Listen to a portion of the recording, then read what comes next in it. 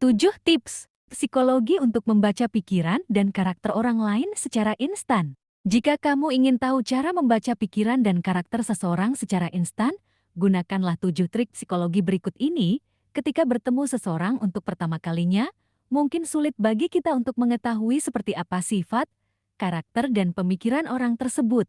Karena bahasa tubuh dan intonasi suara dapat membantu kita untuk mengetahui apa yang ada di pikiran orang-orang. Kemampuanmu dalam membaca pikiran dan karakter orang lain dengan instan, secara tidak langsung akan mempengaruhi bagaimana caramu menghadapi mereka. Jadi, semakin tepat kamu bisa membacanya, maka semakin lancar juga komunikasimu akan berjalan. Maka dari itu, jika kamu ingin membaca pikiran dan karakter seseorang, kamu harus memerhatikan segalanya dimulai dari alis matanya, para bahasanya, postur tubuhnya, hingga caranya lirikan matanya. Meskipun tidak mudah untuk membaca bahasa tubuh seseorang, namun kalau kamu bisa melakukannya, itu akan menjadi hal yang sangat bermanfaat. Tentu saja, setiap individu yang ada di dunia ini berbeda-beda sehingga beberapa tips psikologi di atas tidak selalu akurat. Tapi, jika kamu ingin mengetahui lebih banyak tentang cara instan membaca pikiran dan karakter orang lain, maka 7 tips psikologi berikut ini adalah hal yang harus kamu coba. Pertama, kontak mata. Ada pepatah yang mengatakan bahwa mata adalah jendela hati. Untuk mengetahui jenis kontak mata mana yang diberikan, kamu harus bisa mempertimbangkan konteksnya. Misalnya, jika seseorang benar-benar tidak bisa mengalihkan pandangannya darimu, maka itu bisa berarti bahwa dia tertarik atau suka kepadamu. Di sisi lain, ketika kamu bertatapan dengan orang lain dan kemudian dia tidak bisa melihatmu kembali, maka itu menandakan bahwa dirinya merasa gugup atau menyembunyikan sesuatu.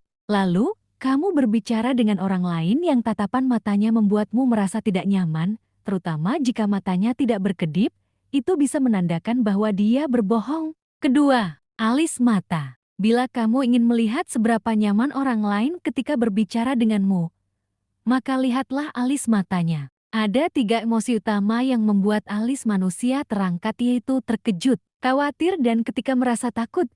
Cobalah untuk mengangkat alismu ketika sedang mengobrol santai dengan teman terdekat, pasti akan sulit. Nah, jika kamu berbicara dengan seseorang dan dia mengangkat alisnya, padahal topik pembicaraan kalian tidak menyebabkan rasa terkejut, khawatir, atau takut, berarti orang tersebut merasa tidak nyaman.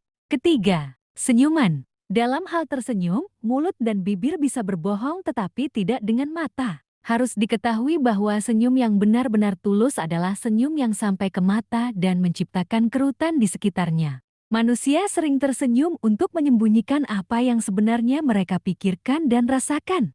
Jadi, jika kamu ingin tahu apakah senyum orang lain tulus atau tidak, perhatikan kerutan di sekitar area matanya. Jika tidak ada kerutan, maka itu berarti mereka sedang menyembunyikan sesuatu. Keempat, apa yang diucapkan. Jika kamu bertemu dengan seseorang untuk pertama kalinya dan dia terus-menerus membicarakan hal positif seperti memuji pasangan atau rekan kerjanya, maka kemungkinan besar orang tersebut memiliki kepribadian yang cukup baik. Penelitian menunjukkan bahwa semakin sering seseorang menilai positif orang lain sebagai pribadi yang baik, sopan, penuh kasih, dan santun, maka kemungkinan besar dia juga memiliki sifat-sifat tersebut. Begitu juga sebaliknya, jika sering membicarakan hal-hal buruk, maka orang itu juga cenderung mempunyai karakter yang sama. Para bahasa adalah sebuah bentuk komunikasi nonverbal seperti gerakan tangan, ekspresi wajah, postur tubuh, dan galangan kepala. Pada dasarnya, para bahasa merupakan sebuah cara yang bagus untuk mengetahui pikiran lawan bicara kita dengan memperhatikan seluruh aspeknya. Misalnya, jika seseorang menggunakan nada monoton untuk merespon perkataanmu, maka kemungkinan besar dia tidak suka atau tidak tertarik dengan kata-kata yang kamu lontarkan. Lalu, saat ada yang menggunakan sarkasme, itu menandakan bahwa apa yang sebenarnya ingin dikatakan berkebalikan dengan apa yang diucapkannya. Jadi, perhatikanlah penekanan yang diberikan lawan bicaramu ketika bertutur kata dan lihat bagaimana cara pelafalannya.